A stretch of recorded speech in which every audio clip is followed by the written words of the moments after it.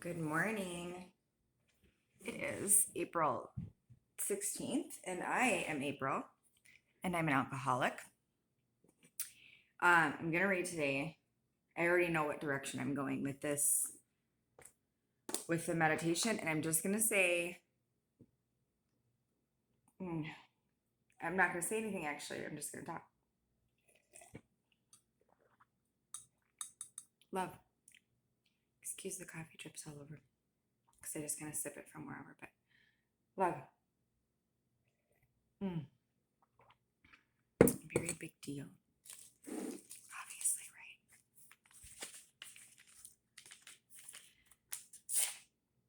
right? In AA, we have insurance. Our faith in God is a kind of insurance against the terrible things that might happen to us if we ever drink again. By putting our drink problem in God's hands, we've taken out a sort of insurance policy, which insures us against the ravages of drink, as our homes are insured against destruction by fire. Am I paying my AA insurance premiums regularly? Well, yes, I am. Meditation. I must try to love all humanity. Love comes from thinking of every man or woman as your brother or sister, because they are children of God. This way of thinking makes me care enough about them to really want to help them. I must put this kind of love into action by serving others.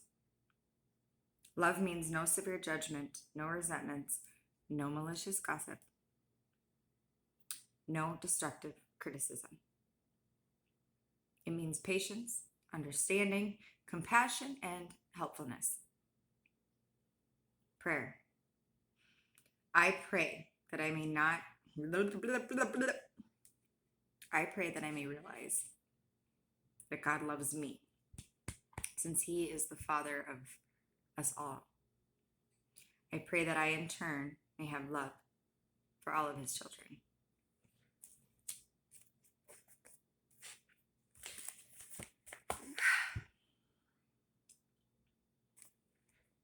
First of all, our entire existence, our entire experience, our entire being here is our perspective. It's everything. The way we perceive thought, what we smell, what we see, what we hear, our perception is our entire experience. Okay? Pain, joy, all of it. Perception is everything. And when something terrible happens at the hands of another human being, something I feel like is unjust, wrong, I no longer get upset with that human being. I used to get very upset. I used to get very angry, and I could use that anger to put somebody in a lower position than me. Anger always led to me being better, and it really fed my ego. It took a long time for me to realize this, but my ego thrived off of me being angry at other human beings, me being better in my own mind, in my perception, than other human beings.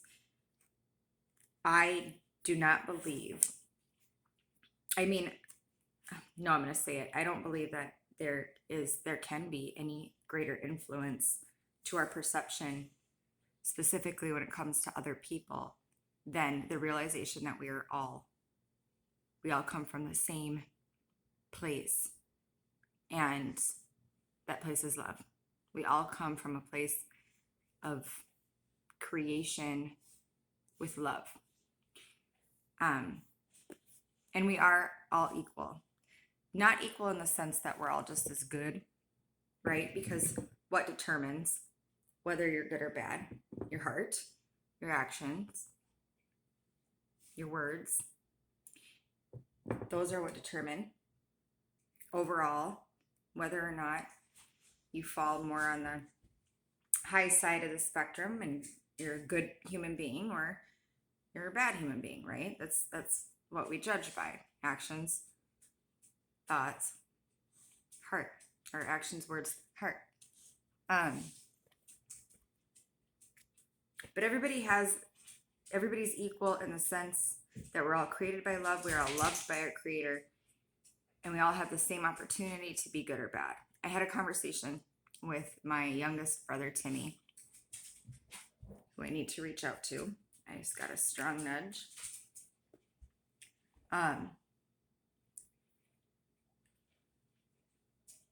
Okay. Stop. 1 minute. He has his squeaky toy. Excuse the noise. This is important. So he told me, and we've had some heated debates in our time. We haven't always seen eye to eye, but there is definitely mutual respect for each other's minds. He told me after I pleaded with him that there's no such thing as evil. There's no such thing as bad. It's just an absence of good, just as the exact same way that light is an absence, or darkness is an absence of light. That was my argument, and I truly believed that at the time. There was no such thing as bad. It just, needed some light shed on it. And there was no such thing as bad people, and very, very toxic positivity about everything at the time, right? And he said something that it shook me a little at the time, but it's gotten me a lot more in meditation as I grow as a person. He said, to deny the existence of evil is a very, very dangerous thing. And yeah, it is. Yes, it is. To deny the fact that there are spirits that feed solely on evil, that actually wouldn't exist. There are spirits that would not exist if it weren't for the evil deeds of human beings. Just saying. This is true. Okay? This is very true. Every single thing we do. I'm going to branch out too far. Let me wrap this up first. So, love. We're all created in love. We are all loved.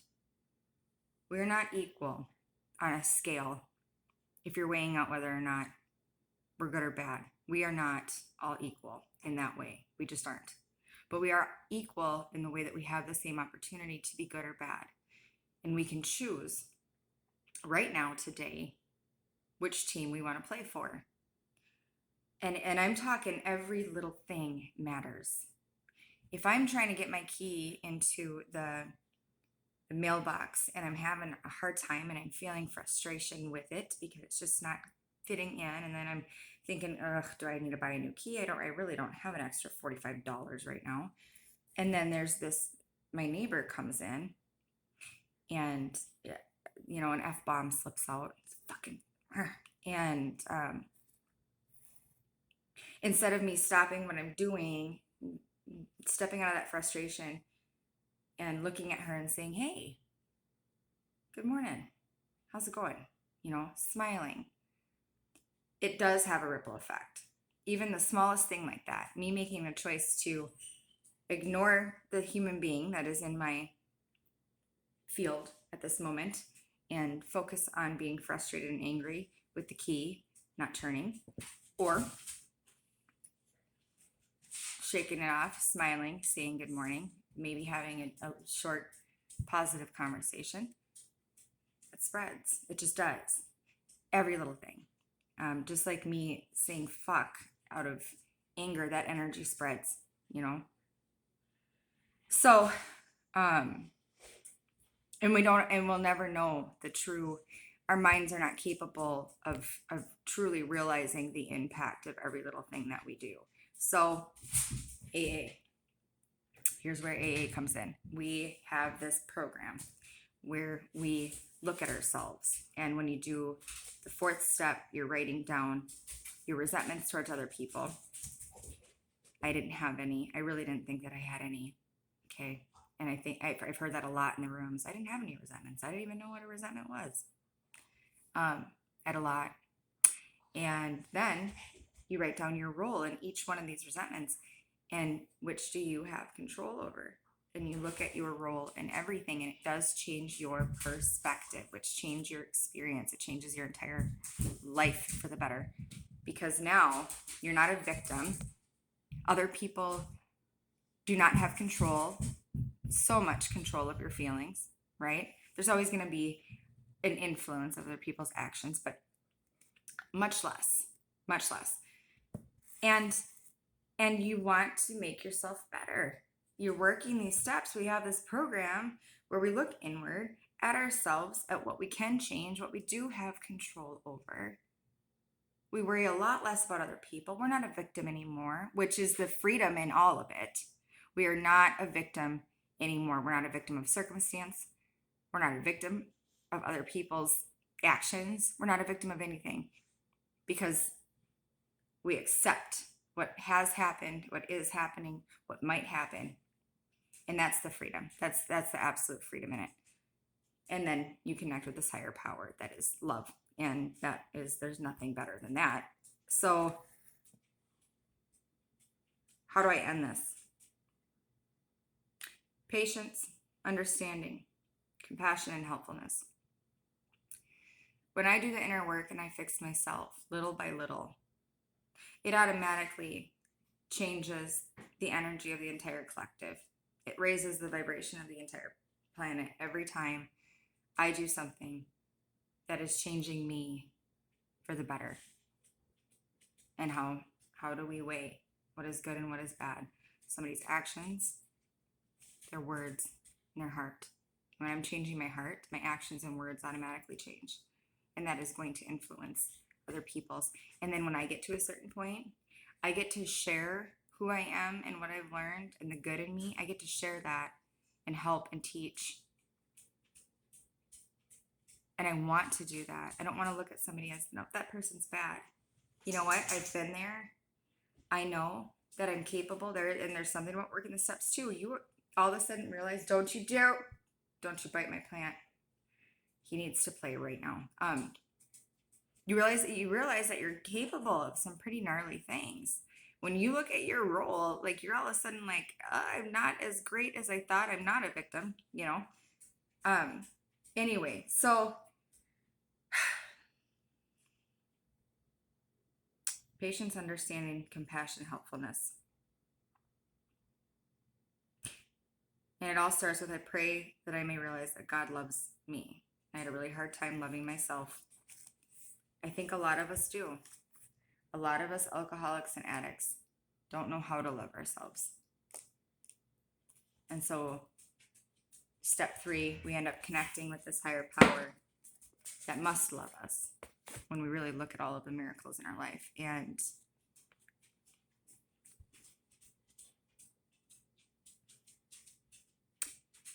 we use that love until we can learn to love ourselves. And it's magical.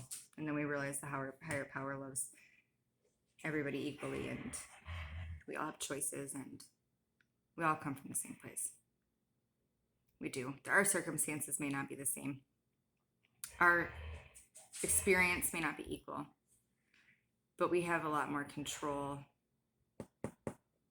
We're not equal in good or bad. We're not equal in experience. I know that, but we're all equal in how powerful we are. We're all equal in how powerful we are. I love you. This is really long.